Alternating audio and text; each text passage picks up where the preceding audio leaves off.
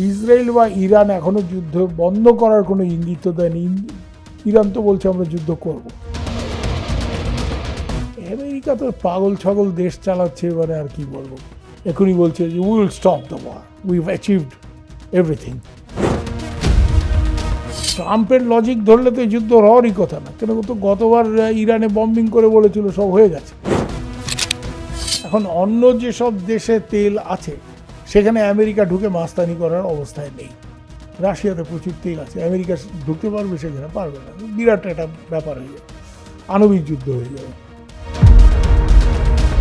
এদের মূল উদ্দেশ্যটাই হচ্ছে তেল দখল করে। It's all about oil. ট্রাম্পের তেলের দিকে খুব নজর, ওনাকে সবাই যাতে তেল দেয় সেটাও উনি চান, আর আসল তেলের দিকে খুব নজর। চীনের সাথে ট্রাম্প পেরে উঠবেন, এটা ট্রাম্প বোঝে। কেউ কি ভারতকে গুরুত্ব দেয়? আমার তো মনে হয় দেয় না। আমরা নিজেরা ভাবি যে ইন্ডিয়া ইজ ভেরি ইম্পর্টেন্ট। গোটা বিশ্ব জুড়ে যুদ্ধের পরিস্থিতি, আর এই যুদ্ধ পরিস্থিতির মধ্যেই প্রায় 11 দিন অতিক্রান্ত। গোটা বিষয় নিয়ে, যুদ্ধ পরিস্থিতি নিয়ে, আগামী সময় এই যুদ্ধের জন্য কি লাভ বা কি ক্ষতি হতে পারে, সমস্ত বিষয় নিয়ে আজকে কথা বলবো। আমাদের সঙ্গে রয়েছেন বিশিষ্ট সাংবাদিক সুবীর ভৌমিক। স্বাগত জানাচ্ছি স্যার আর প্লাস নিউজে। প্রায় 11 দিন অতিক্রান্ত, এই যুদ্ধ পরিস্থিতি চলছে।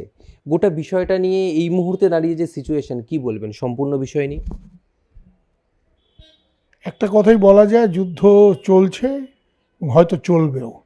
কারণ যুদ্ধ বন্ধ করার ক্ষেত্রে তেমন কোনো বিরাট উদ্যোগ কারো থেকে দেখা যাচ্ছে না। যারা যুদ্ধ করছে তারা তো সচরাচর উদ্যোগী হয় না, তারা যুদ্ধ করে।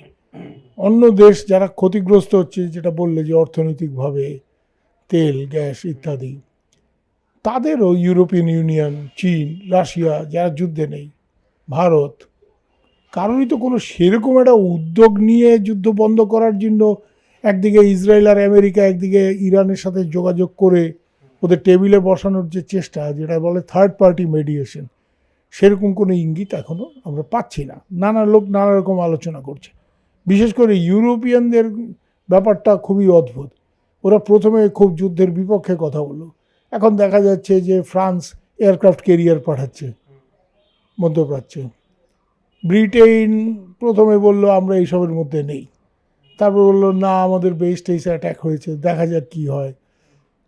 আবার অনেক ইউরোপিয়ান লিডাররা বলছে সাইপ্রাসের উপর ইরানের মিসাইল আক্রমণ হয়েছে, সাইপ্রাসের উপর আক্রমণ মানে ইউরোপের উপর আক্রমণ।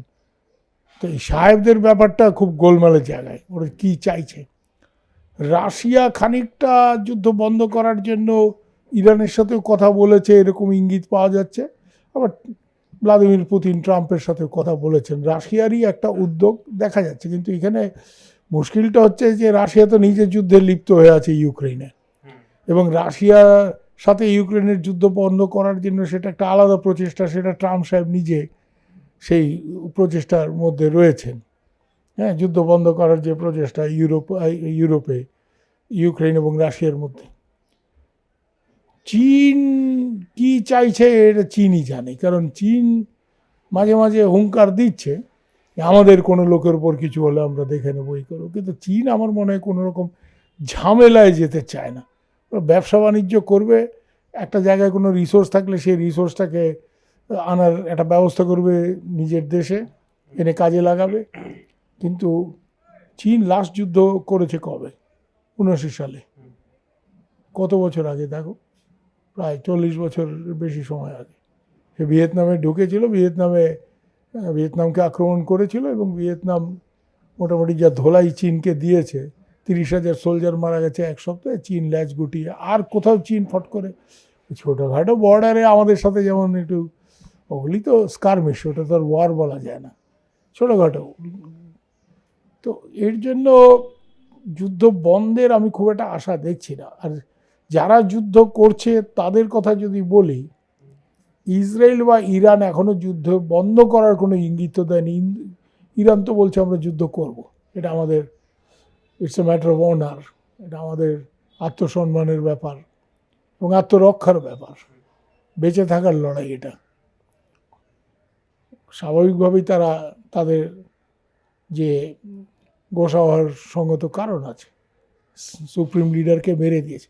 কারণ চীনের রেজিম কি, কতটা তারা নির্যাতন করে নিজের লোকজন, অমুক তমুক, ভাই কিন্তু এটা তো আর আমেরিকা ঠিক করবে না যে কার দেশে কার সরকার থাকবে, যেটা এখন ট্রাম্প সাহেব উনি এরকম একটা মুডে আছেন, কে কোথায় সরকার চালাবে এটা উনি ঠিক করে দেবেন, এরকম একটা ব্যাপার। তো এটা আর যাই হোক, ইরান তো আর ভেনিজুয়েলা নয়, ভেনিজুয়েলার তেল আছে কিন্তু সেরকম সামরিক শক্তি নেই, ছোট দেশ। ইরান মোটামুটি মধ্যপ্রাচ্যের অন্যতম বড় মিলিটারি পাওয়ার, তারা যুদ্ধ করছে এবং তারা কীভাবে যুদ্ধ করছে আমরা সেটা দেখছি। ইসরায়েলও যথেষ্ট ক্ষতি এইবার ওদের হয়েছে, তারপরেও ইসরায়েল যে কোনো কারণেই হোক এখনও যুদ্ধ বন্ধর কোনো একটা ব্যাপার যে অপোজিশন বা এরা খুব হইচই করছে, নেতানিয়াহুকে চাপ দিচ্ছে, সেরকম আমরা এখনও দেখিনি। রইল বাকি আমেরিকা। আমেরিকা তো পাগল ছাগল দেশ চালাচ্ছে, মানে আর কি বলবো। এখনই বলছে যে we will stop the war, we've achieved everything. তো ট্রাম্পের লজিক ধরলে তো এই যুদ্ধ হওয়ারই কথা না, কেন তো গতবার ইরানে বম্বিং করে বলেছিল সব হয়ে গেছে, ইরানের সামরিক শক্তি, আণবিক শক্তি আমরা সব শেষ করে দিয়েছি, ইউ ফিনিশড এভরিথিং।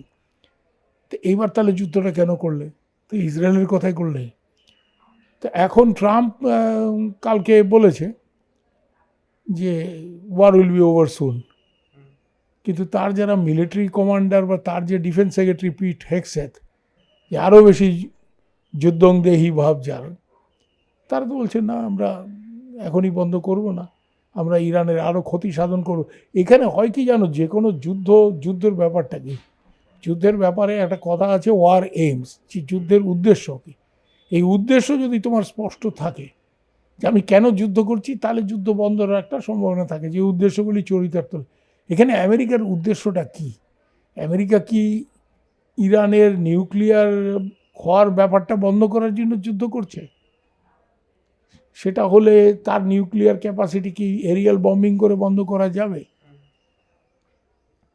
নাকি এরিয়াল বম্বিংয়ের পরেও, গতবারও যেটা দেখা গেল, তারপরেও বলা হচ্ছে যে ইরানের এখনও এনরিচড ইউরেনিয়াম রয়েছে এবং ইরানকে রাশিয়া অফার দিয়েছিল তার এনরিচড ইউরেনিয়ামের স্টকটা তার কাছে সরিয়ে রাখার জন্য, তার জন্য এনরিচড ইউরেনিয়াম আছে।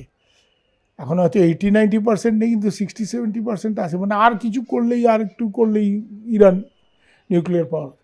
তো সেটা বন্ধ করা আমেরিকার উদ্দেশ্য, নাকি রেজিম চেঞ্জ, নাকি অন্য কিছু? আমার নিজের ধারণা, ট্রাম্পের যেরকম সারা পৃথিবীর যেখানে যা রিসোর্স আছে তার দিকে নজরও, ব্যবসায়ী মানুষ টাকা পয়সা ছাড়া কিছু চেনে না। হ্যাঁ, আরেকটা জিনিস চেনে, সেটা না এই প্রোগ্রামে নাই বললাম, সেটা এপস্টিন ফাইলে পরিষ্কার হয়ে গেছে, ওটা চেনেন উনি। আর এছাড়া টাকা পয়সা, you must make me rich. একটা আমেরিকার রাষ্ট্রপতি ওপেনলি হঠাৎ করে পাকিস্তানের জেনারেলকে খুব প্রেস করছে, he will make me rich. কেন? সে বালুচিস্তানের ওই বেশ কিছু ওখানে খনিজ সম্পদ আছে, সেটা আমেরিকার হাতে তুলে দেওয়ার অঙ্গীকার করেছে। এটা থার্ড ক্লাস লোক, মানে পাড়ার চাঁদাবাজের মতো কথাবার্তা। তো এইটা যেখানে রোল, আমার নিজের ধারণা এখানে ট্রাম্প যে যুদ্ধে গেছে, ঠিক ভেনেজুয়েলায় যে কারণে যুদ্ধে গেছে, এখানেও সেই কারণে গেছে। এখানে ইরানের নিউক্লিয়ার হওয়াটাও ট্রাম্পের মাথা ব্যথা না, আর রেজিম চেঞ্জ অর্থাৎ সরকার পরিবর্তনের মাথা ব্যথার কিন্তু ট্রাম্প তো অলরেডি বলেছে। প্রথমে সবার ধারণা করছিল যে রাজার ছেলে ওই রেজা পেহলভিকে বসানোর চেষ্টা, বলছেন I don't mind A religious leader. তার মানে রিলিজিয়াস লিডার যদি ইরানের শীর্ষে থাকে, ট্রাম্পের সমস্যা নেই। আসল ব্যাপারটা হচ্ছে কি, ভেনিজুয়েলা যেমন একটা বিরাট তেলের সম্পদ, ইরানও তাই। হ্যাঁ, ইরান এবং ভেনিজুয়েলার দুটো দেশ মেলালে তার যা অয়েল এখন তুলছে, তার থেকেও বড় কথা হচ্ছে অয়েলের যে রিজার্ভ তাদের আছে। ইউএস জিওলজিক্যাল সার্ভের একটা এস্টিমেট আমি দেখলাম, তারা বলছে 32% সারা পৃথিবীর তেলের সম্পদ এই দুটো দেশে। এখন অন্য যেসব দেশে তেল আছে সেখানে আমেরিকা ঢুকে মাস্তানি করার অবস্থায় নেই। রাশিয়াতে প্রচুর তেল আছে, আমেরিকা ঢুকতে পারবে? সেখানে পারবে না, বিরাট একটা ব্যাপার হয়ে যাবে, আণবিক যুদ্ধ হয়ে যাবে। তো এই দুটো দেশের এখনও, ভেনিজুয়েলার তো সেরকম কোনো সামরিক শক্তি নেই, আর ইরানেরও যা সামরিক শক্তি আমেরিকার ধারণা সামলাতে পারে। এইখানে ওদের ধান্দাটা হচ্ছে, ভেনিজুয়েলাতে যেভাবে রেজিম চেঞ্জ করিয়ে নিজের পছন্দের একটা সরকার বসিয়েছে, এখানে ওরকম একটা পছন্দের সরকার বসালে এখানে আমেরিকান তেল কোম্পানিগুলি অবাধে ঢুকবে এবং ইরানের যেটা তেল পুরাটাই আমেরিকান কোম্পানিগুলি তার বাণিজ্য, তার বাজারের ব্যাপারটা ওরা দেখবে। অর্থাৎ এই তেলের যে ভান্ডার, দুটো ব্যাপক তেলের ভান্ডার, আমেরিকার নিজেরও তেল আছে, কিন্তু আমেরিকাতে যে তেলটা সেটা সেই অয়েল, প্রোডাকশনের প্রচুর কস্ট, সেটা খুব একটা কমার্শিয়ালি ভায়াবেল হয় না পৃথিবীতে তেলের দাম খুব না বাড়লে, কারণ ওটা প্রোডাকশন কস্টই অনেক বেশি। তাই জন্য আমেরিকার এই দুটো দিকে নজর আছে। আর ট্রাম্পের বিশেষ করে প্রথম থেকে, কারণ ট্রাম্পই তো ইরান যে নিউক্লিয়ার পাওয়ার হবে সেই রাস্তা তো ওবামা বন্ধ করে গেছিল, সে চুক্তিও করে গেছিল, সে চুক্তি তো ছিঁড়ে ফেললো ট্রাম্প নিজে। তাই জন্য ট্রাম্পের ওই নিউক্লিয়ার বা রেজিম চেঞ্জ, হ্যাঁ রেজিম চেঞ্জটা উদ্দেশ্য কেন, নিজের পছন্দ মতো একটা চামচা টাইপের রেজিম বসাতে পারলে, পুতুল বসাতে পারলে আমেরিকান কোম্পানিগুলো এখানে ব্যাপকভাবে ঢুকবে এবং তারা লুটপাট করবে, তারা তাদের মতো। যেটা 1953 সালেই আমরা দেখেছিলাম, তখন ইরানি ডেমোক্রেসি ছিল এবং অত্যন্ত জনপ্রিয় একজন প্রধানমন্ত্রী ইরানে ছিলেন মোসাদেক। মোসাদেক একটা ভুল করলেন। কি ভুল? মোসাদেক খুবই জাতীয়তাবাদী লোক। মোসাদেক বললেন যে এখানকার তেল কোম্পানিগুলি যেগুলি এতদিন Anglo American installation, Chevron, Exxon, এরা ইরানের তেলের পুরো ব্যবসাটা তারা করে, তেল তোলা থেকে শুরু করে তার বাজার পাঠানো, তেল শোধনাগার সব তাদের। এটা আর হবে না। ইরান ন্যাশনালাইজ করলো, জাতীয়করণ করে ফেললো তার নিজের তেলের সম্পদ। বাস ইংল্যান্ড এবং আমেরিকা মাঠে নেমে পড়লো, সিআইএ এবং MI6 দুটো তাদের বড় গোয়েন্দা সংস্থা, তারা মাঠে নেমে গেল, প্রচুর টাকা পয়সা খরচ করে মোসাদেকের বিরুদ্ধে, যে মোসাদেক খুব জনপ্রিয় ছিল, বিরাট আন্দোলন তৈরি করা হলো এবং মোসাদেকের পতন ঘটানো হলো। পতন ঘটানোর পরে সেখানে একজন অত্যন্ত অত্যাচারী রাজা রেজা শাহ পেহলভিকে বসানো হলো। তো পেহলভি দেশের লোককে ডান্ডা দিয়ে শাসন করলেও আমেরিকা এবং এদের প্রতি খুবই সদয়, কারণ তারা তাকে ক্ষমতায় বসিয়েছে। এবং দীর্ঘদিন 53 থেকে 1979 পর্যন্ত যতদিন শাহ ক্ষমতায় ছিলেন, শাহ রেজা পেহলভি, ততদিন আমেরিকান ব্রিটিশ তেলের কোম্পানিগুলো ওখানে মানে মহা আনন্দে ব্যবসা করে গেছে। তারপরে ইসলামিক বিপ্লব হয় সেখানে, এবং তখন থেকে এই পশ্চিমের সাথে, আমেরিকার সাথে, ব্রিটেনের সাথে, পশ্চিমী দুনিয়ার সাথে ইরানের গণ্ডগোল শুরু। তা আজকে আবার এখানে ওই জিনিসটা করার চেষ্টা করছে যে এরা তাদের মানে ইরানকে মারধর করে এমন একটা সরকার সেখানে বসাবে, ইরানের মানুষও যাতে ভাববে যে হাফ ছেড়ে বাঁচলাম, স্বস্তি পেলাম, আর যুদ্ধ গণ্ডগোল হবে না। কেন ইরানের ইসলামিক সরকার ক্ষমতায় বসার পর থেকে ইরাকের সাথে 8 বছর যুদ্ধ হয়েছে, নানা জায়গায় গণ্ডগোল হচ্ছে, বারবার যুদ্ধ হচ্ছে। তো এর জন্য এদের মূল উদ্দেশ্যটাই হচ্ছে তেল দখল করো। It's all about oil. ভেনেজুয়েলাতেও তাই, এখানেও তাই। কেন অন্য যেসব দেশে তেল আছে তারা হয় একেবারেই মানে আমেরিকার এলাই বলতে পারো, আমেরিকার বন্ধু রাষ্ট্র, সৌদি আরব, কুয়েত ইত্যাদি, তাদেরকে আমেরিকা ঘাটাতে চাইছে না, তারা আমেরিকার পক্ষেই আছে এবং এর জন্য তারা ইসরায়েলকে ঝামেলা করে না, ইরানের সাথে যুদ্ধে জড়িয়ে পড়ছে। ভেনেজুয়েলা আর ইরান এমন দুটো রাষ্ট্র ছিল যারা আমেরিকার কথা শুনছিল না। হ্যাঁ, ভেনেজুয়েলাতে একটা বামপন্থী সরকার ছিল আর এখানে ইসলামী সরকার। তো এদেরকে সাহায্য করে তাদের পছন্দ মতো একটা পশ্চিমী দুনিয়ার তাবেদার, আমেরিকার তাবেদার একটা সরকার বসিয়ে এই তেলের ব্যাপারটা সুনিশ্চিত করবে। তো ট্রাম্পের তেলের দিকে খুব নজর, ওনাকে সবাই যাতে তেল দেয় সেটাও উনি চান, আর আসল তেলের দিকেও খুব নজর। আসল ব্যাপারটা, খেলাটা হচ্ছে তেল নিয়ে। বাকি সব যেগুলি শুনছি ওই নিউক্লিয়ার মতো আজে বাজে কথা, ওগুলি আসল উদ্দেশ্য কিছু না। তার জন্য যুদ্ধ চলবে যতক্ষণ এমন পরিস্থিতি না হবে যে ট্রাম্প নিজের পছন্দ মতো একটা কাউকে বসাতে হবে, এক। আর 2 নম্বর হচ্ছে তখনই যুদ্ধ বন্ধ হবে যখন আমেরিকা বা ইসরায়েলের ব্যাপক কোনো ক্ষতি হয়ে যায় এবং তাদের দেশের ভিতরে একটা প্রবল আন্দোলন। অলরেডি আমেরিকাতে একটা হইচই শুরু হয়েছে, কিন্তু এটা এমন ব্যাপক রূপ নিতে হবে যাতে করে ডেমোক্রেট এবং রিপাবলিকান সবাই বলবে ট্রাম্পকে যে তুমি যুদ্ধ বন্ধ করো, নাহলে তোমাকে ইমপিচ করবো, তোমাকে ক্ষমতার থেকে সরানো হবে। তো এরকম পরিস্থিতি এক্ষুনি আমি দেখতে পাচ্ছি না। এই জন্য খুব সহসা যুদ্ধ থেমে যাবে বলে যারা বলছে, আমি তাদের সাথে একমত নই।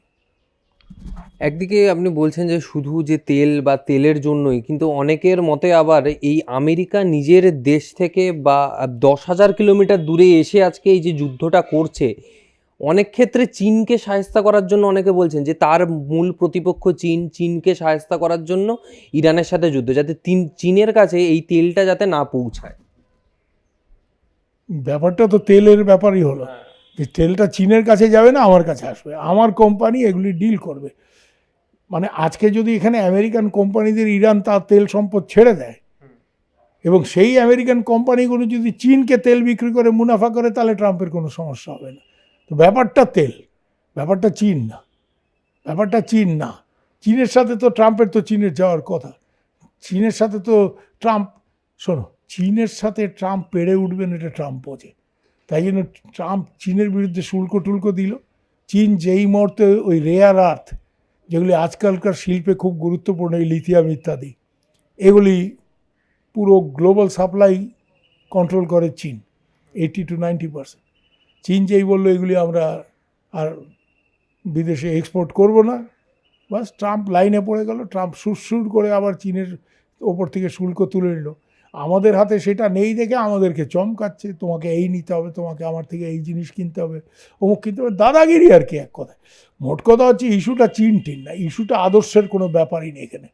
হ্যাঁ, একসময় যেটা আমেরিকা বলতো যে উই আর ফাইটিং কমিউনিজম, তার জন্য আমরা ভিয়েতনামে যুদ্ধ করতে যাচ্ছি, এখানে যুদ্ধ করতে, ওই সব আর কোনো ব্যাপার নেই। এখন হচ্ছে purely it is resource politics, যে এইটা চীনের হাতে যাতে না দেয়। চীনও রিসোর্স পলিটিক্স করছে, চীনও আফ্রিকার থেকে শুরু করে ইরান যেখানে যা পাচ্ছে নিজের দেশে আনবে, সেটা নিজের উৎপাদনের জন্য ব্যবহার করবে, বাণিজ্যের জন্য ব্যবহার করবে। তা আলটিমেটলি ব্যাপারটা রিসোর্স পলিটিক্সে চলে গেছে। হ্যাঁ, ওটা চীন ব্যাপার না। চীন যদি এখন আমেরিকান কোম্পানি থেকে তেল কেনে, ট্রাম্প উইল বি হ্যাপি। সেই জন্য ওই ইরানের তেলটা যাতে ট্রাম্প কন্ট্রোল করতে পারে, অর্থাৎ আমেরিকা, চীনের হাতে যাতে ওটা পুরোপুরি না চলে যায়। কারণ চীনের তো নিজের অত এনার্জি নেই, কিন্তু চীন রাশিয়ার থেকেও প্রচুর তেল পায়। হ্যাঁ, আর ইন্ডিয়াকে যেভাবে ট্রাম্প ধমক দিতে হবে, তুমি রাশিয়ার থেকে তেল কিনবে না, ওটা চীনকে দিতে পারবে না। চীন তাহলে রেয়ার আর্থ বন্ধ করে দেবে। চীনের হাতে যথেষ্ট কার্ড আছে, আমাদের হাতে তো কোনো কার্ড টার্ড নেই। হ্যাঁ, আমাদের সব গুরুরা বড় বড় কথা বলেন ঠিকই, we don't have any real card. আর যেটা আছে সেই কার্ডটা খেলার মতো সাহস কতটা আছে সেটাও একটা ব্যাপার। তো যাই হোক, মোট কথা ঘুরে ফিরে কিন্তু ওই তেলটা আমরা কন্ট্রোল করবো, চীনের হাতে যাতে না আছে, দ্যাট ইজ দ্য থিং ইস্যুটা। এই পরিস্থিতিতে দাঁড়িয়ে ভারতের যা অবস্থান দেখতে পাওয়া যাচ্ছে, একদিকে গোটা দেশ জুড়েই কিন্তু যে রান্নার গ্যাস, তার একটা ঘাটতি দেখতে পাওয়া যাচ্ছে। বিভিন্ন জায়গায় রান্নার গ্যাস পৌঁছাচ্ছে না, যতদিন লাগতো সেই সময়ও বেড়ে যাচ্ছে। ফলে এই যে মধ্যপ্রাচ্যের যুদ্ধ, তার প্রভাব কিন্তু ভারতে ব্যাপকভাবে পড়ছে। এর পরবর্তী সময় কি মনে হয়, কোন দিকে যাচ্ছে এই ভারতের অবস্থা? না, ভারত তো মধ্যপ্রাচ্যে একটা নির্দিষ্ট ভারতের একসময় বিদেশ নীতি ছিল, সেটা তো আর এখন আছে বলে আমার তো মনে হয় না। হ্যাঁ, কারণ ভারত ট্র্যাডিশনালি প্যালেস্টাইন স্টেট বলে একটা ব্যাপারকে সমর্থন করতো, সেই জায়গা থেকে ভারত সরে আসছে, একেবারে ইসরায়েলের সাথে গলায় গলায় বন্ধুত্ব করছে। আমি এটা ঠিক বুঝতে উঠতে পারছি না যে ইসরায়েলের চাইতে তো আমাদের কাছে ইরান অনেক বেশি স্ট্র্যাটেজিক্যালি ইম্পর্টেন্ট। কারণ ইরানের শাহবাহার বন্দরে আমরা ইনভেস্ট করেছি, যাতে করে ইরান দিয়ে আমরা মধ্য এশিয়াতে ঢুকতে পারি, যেই জায়গাতে প্রচুর রিসোর্সেস রয়েছে। হ্যাঁ, পাকিস্তানকে বাইপাস করে আফগানিস্তানে ঢোকানোর রাস্তাটাই কিন্তু ওই ইরান দিয়ে। তো ইরান অনেক বেশি স্ট্র্যাটেজিক্যালি আমাদের কাছে ইম্পর্টেন্ট। ইসরায়েলের আমাদের কাছে কোনো স্ট্র্যাটেজিক ইম্পর্টেন্স নেই। হ্যাঁ, কি ইসরায়েলের থেকে টেকনোলজি, বিশেষ করে যুদ্ধের টেকনোলজি। তো ইসরায়েলকে টাকা দিলে তো ইসরায়েল যে টাকা দেবে তাকে বিক্রি করে, সেখানে আলাদা কোনো খাতির তো ইসরায়েল আমাকে করছে না যে আমার থেকে কম টাকা নেবে ইয়ে। তো সেখানে আমাদের মোদি সাহেব গিয়া করে নেতানিয়াহুর সাথে এত মাখামাখি, এবং এমন একটা সময় যখন তারা যুদ্ধ করতে যাচ্ছে, এটা কোন বিদেশ নীতি, আমার তো মনে একটা কোনো নির্দিষ্ট বিদেশ নীতির অভাব এখানে আমরা রিয়্যাক্ট করছি, সেটাই বোঝা যাচ্ছে। আর যেটা বলছো যে সিরিয়াস এনার্জি একটা ক্রাইসিস, এটা তো বলা বাহুল্য। আমরা 85% আমাদের ক্রুড অয়েল বাইরের থেকে আনতে হয়, মূলত মধ্যপ্রাচ্যের থেকে। সেখানে এই অঞ্চলে গণ্ডগোল হলে আমাদের স্বার্থের ক্ষতি হবে। আমরা কি করার আছে? আমাদের কি কেউ সত্যি কথা বলতে গেলে কেউ কি ভারতকে গুরুত্ব দেয়? আমার তো মনে হয় দেয় না। আমরা নিজেরা ভাবি যে ইন্ডিয়া ইজ ভেরি ইম্পর্টেন্ট। হ্যাঁ, যারা ওই সব লোকজন আছে কিছু ফেসবুকে খুব লেখালেখি, ভারতের এই হয়ে গেছে ওই হয়ে গেছে, ভারতের সাংঘাতিক গুরুত্ব, কিছু গুরুত্ব নেই, কোনোখানে কোনো গুরুত্ব। পার্শ্ববর্তী মায়ানমার যেখানে এত যুদ্ধ টুদ্ধ হচ্ছে, এখানে চীন দুই পক্ষকে টেবিলে বসানোর চেষ্টা করছে, চীন ভূমিকা রাখছে, আমাদের কোনো ভূমিকা আছে? পার্শ্ববর্তী মায়ানমার, বাংলাদেশে এত বড় ঘটনা ঘটে গেল, কে ভারতকে কেউ গুরুত্ব দিয়েছে? বাংলাদেশ যদি না দেয় তো তো এখন তো ভারত বাংলাদেশের নতুন সরকারকে রীতিমতো তৈলমর্দন করছে। আমার দেশে ডিজেল নেই, ওখানে ডিজেল পাঠাচ্ছি আমরা। হ্যাঁ, বাংলাদেশকে এই তারেক রহমানের সরকারকে তৈলমর্দন। ভারতের কোনো গুরুত্ব আছে? ভারতের কোনো বিদেশ নীতি? হ্যাঁ, আমরা প্রথম থেকে একটা কথা বলেছি, ওখানে যারা ভারতীয়রা কাজ করছে তাদের দেশে ফিরিয়ে আনা। কেন? এগুলি করলে ডোমেস্টিক পলিটিক্সে ভোট বাড়ে, যে वहाँ पे गड़बड़ हुआ था, हम वहाँ से हर हिंदुस्तानी को उठा के ले आए। Is this Y? মানে ইভ্যাকুয়েশনের জন্য সরকার হয়েছে নাকি? তো আমি জানি না, ক্রাইসিস তো হবে, ক্রাইসিস আরও বাড়বে, এবং যুদ্ধ যদি চলতে থাকে এই ক্রাইসিস আরও সিভিয়ার হবে, এবং এর সুযোগ নানা রকম কালোবাজারি টাজারি এরা নেবে। কিন্তু এটা তো সরকারের না বোঝার কোনো কারণ নেই, এটা তো অ্যান্টিসিপেটেড। কিন্তু এর জন্য বলছে এখনও যে আমাদের এই রিজার্ভ আছে তেলের, ওই রিজার্ভ আছে, সত্যি কতটা আছে? হ্যাঁ, একটা জিনিস যে রাশিয়ার থেকে তেল কেনার রাস্তাটা আবার হয়েছে, কেন আমেরিকা এখন বলছে আমরা আপত্তি করব না, এটা আমেরিকার উপর আমরা নির্ভরশীল। হ্যাঁ, যে আমেরিকা বলেছে তোমরা 30 দিনের জন্য তেল নিতে পারো, 30 দিন হয়ে ওটা হয়তো আরও বেশি হবে। কিন্তু এখন রাশিয়া কিন্তু, যেহেতু আগে আমেরিকার কথায় আমরা পিছিয়ে এসেছিলাম, এখন রাশিয়া ডিসকাউন্টে তেল দেবে কিনা সেটা আমার মনে হচ্ছে না। এখন তারা প্রিমিয়াম রেটেই তেল দেবে, অর্থাৎ বাজারে যা রেট চলছে $100 ব্যারেল, ওই রকম রেটে তেল দেবে। সেই জন্য আমাদের আমও যাবে, ছালাও যাবে, এই বিদেশ নীতি আমাদের নতুন করে মানে আশা ভরসা পাওয়ার কোনো রকম ইয়ে নেই। Indian foreign policy establishment has completely failed প্রত্যেকটা মেজর ক্রাইসিসই।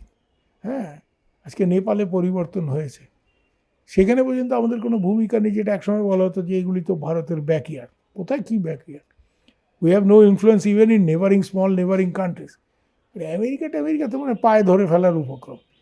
কি স্লোগান জানি দিয়েছিলেন মোদি সাহেব, আপকি বার ট্রাম্প সরকার? এখন আমরা টের পাচ্ছি না আপকি বার ট্রাম্প সরকার হতে কি দাঁড়িয়েছে ব্যাপারটা। তো এগুলি আজে বাজে কথা, কী হিসাবে উনি গিয়ে এগুলি বলেন আরেকটা দেশের রাজনীতির মধ্যে। তো মানে আমাদের জ্বালানির অবস্থা খুবই করুণ হবে। জ্বালানির ঘাটতি হলে তো আজ বাদে কাল, এমনকি যুদ্ধ যদি ভারতকে করতে হয়, তেল ছাড়া যুদ্ধ হয়? তো বিদেশ নীতি আমি কিছু বুঝতে পারছি না। আর জয়শঙ্কর খুব পণ্ডিত লোক, সবাই বলেন টলেন, আমাদের ইউনিভার্সিটিতে আমাদের কন্টেম্পোরারি। কি বিদেশ নীতি? আমেরিকাকে তেল দেওয়া, ইসরায়েলকে তেল দেওয়া, এছাড়া তো কোনো বিদেশ নীতি আমি কিছু দেখছি না।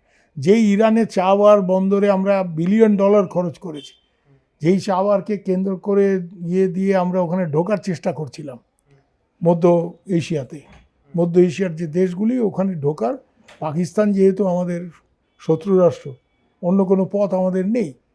আফগানিস্তান, কিরগিজস্তান, তুর্কমেনিস্তান, কাজাকিস্তান, এই জায়গাগুলি অত্যন্ত তেল গ্যাস সব দিক থেকে সমৃদ্ধ। তো এখানে ঢোকার জন্য আমরা শাহবাগ বন্দর টন্দর, আজকে শাহবাগ বন্দর কোনো ব্যাপার নেই, শাহবাগ বন্দর বোম মেরে ইসরায়েল উড়িয়ে দিয়েছে।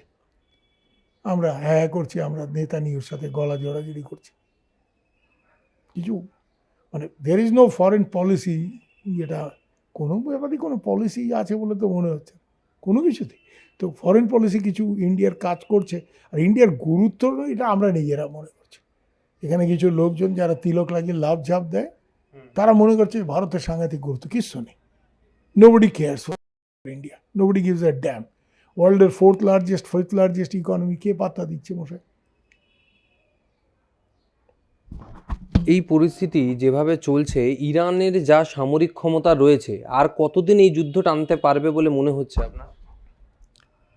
ইরানের সামরিক ক্ষমতা ঠিক কতটা আছে এটার আন্দাজ আমেরিকানদের বা ইসরায়েলিদেরও নেই, আমাদের তো ছেড়েই দাও। তো ইসরায়েল তো যুদ্ধ করে যাচ্ছে, ওরা এখন আগে যেরকম ধুমধাম করে আক্রমণ করছিল, যাকে তাকে অ্যাটাক করছিল, এখন আর ওইভাবে করছে না। এখন স্পেসিফিকলি আমেরিকান বেসেস, আমেরিকান ওয়ারশিপস এবং ইসরায়েলকে মারছে। এর জন্য ইরানের রাষ্ট্রপতি, যেটা ওদের কম্পালশন, মজবুরি, বাধ্যবাধকতা, যে ওদের আর অত অস্ত্র নেই, সেটাকে কাজে লাগিয়েই উনি বললেন যে আমরা ক্ষমাপ্রার্থী, অন্য সব দেশকে আমরা আক্রমণ করতে চাই, এই সব দেশে আমরা আক্রমণ করেছি, তোমরা আমেরিকাকে ঘাঁটি দিয়েছ, আমেরিকানরা এখানে ঘাঁটি গেলে এখান থেকে আমাদের আক্রমণ করবে, কিন্তু এখন তোমাদের লোকজনকে আমরা ক্ষতি করব না, আক্রমণ করব। তো অন্য দেশগুলোর উপর এই মিসাইল ফিসাইল দাগা এগুলি বন্ধ করেছে, কিন্তু ক্ষতি যাওয়ার হয়ে গেছে কেন? এইসব দেশগুলি, বাহরিন, সৌদি আরব, এরা অনেকেই তেল প্রোডাকশন কমিয়ে দিয়েছে, বন্ধ করে দিয়েছে। কাতার গ্যাস প্রোডাকশন বন্ধ করেছে। তো যুদ্ধ ইরান আরও টানবে এবং ইরান আরও অন্যভাবে যুদ্ধ করবে। ইরান তো শুধু স্ট্রেইট এই মিসাইল মারছে, কি এভাবে যুদ্ধ করবে না। ইরান চাইছে আমেরিকানরা স্থল সেনা সেখানে ঢুকুক, তাহলে আসল যুদ্ধটা শুরু হবে। আসল যুদ্ধটা শুরু হবে কারণ সেখানে ইরানের তার তখন মিসাইল মারতে হবে না, সেই যুদ্ধ করার ক্ষমতাই আছে। যেন ওরা চাইছে ওখানে যে এরিয়াল ওয়ার না, গ্রাউন্ড ওয়ার যাতে আমেরিকা করে, সেটা এখনও ট্রাম্প বা ট্রাম্পের লোকজন ঠিক করতে পারেনি। আমি যতটুকু বুঝি, ট্রাম্পের যারা জেনারেল সাহেব আছেন, জেনারেল ড্যান কেইন, এরা ওটা চাইছে না, বুটস অন গ্রাউন্ড যেটাকে বলে, চাইছে না। কিন্তু ইরান যুদ্ধ করার আরও বেশ কিছুদিন ক্ষমতা আছে। কাল পরশু যে ইরানের সব রসদ শেষ হয়ে যাবে, এটা মনে করার কোনো কারণ নেই। আর 2 নম্বর কথা হচ্ছে, রসদের ব্যাপারে সরাসরি যুদ্ধে না জড়ালেও রাশিয়া বা চীন মিসাইল তো দিয়ে যেতেই পারে, দিচ্ছেও শোনা যাচ্ছে। এখন তো কিম জং ইলও বলছে নর্থ কোরিয়ার যে আমরাও আমাদের থেকে চাইলে ইরান নিতে পারে, আমরা তো ওদেরকে সাহায্য করব। হ্যাঁ, তাদের যথেষ্ট মিসাইল টিসাইল আছে। তাই জন্য এক্ষুনি মানে ইরান সব শেষ হয়ে যাবে, ইরান হাত তুলে দাঁড়িয়ে যাবে, আর ট্রাম্প সাহেব ওখানে গিয়ে গুড জব টপ বলে লাফালাফি করবেন, মনে করার কারণ নেই। যুদ্ধ পরিস্থিতি যত সময় যাচ্ছে আরও গড়াচ্ছে, এখনো পর্যন্ত এই যুদ্ধ পরিস্থিতি চলতেই থাকবে এমনটাই মনে করা হচ্ছে। যুদ্ধের প্রতি মুহূর্তের বিভিন্ন আপডেট নিয়ে বিভিন্ন সময় আসবো আমরা আপনাদের সামনে। আজকের মতো বিদায় নিচ্ছি। ক্যামেরায় পার্থর সঙ্গে রিক, আর প্লাস নিউজ, কলকাতা।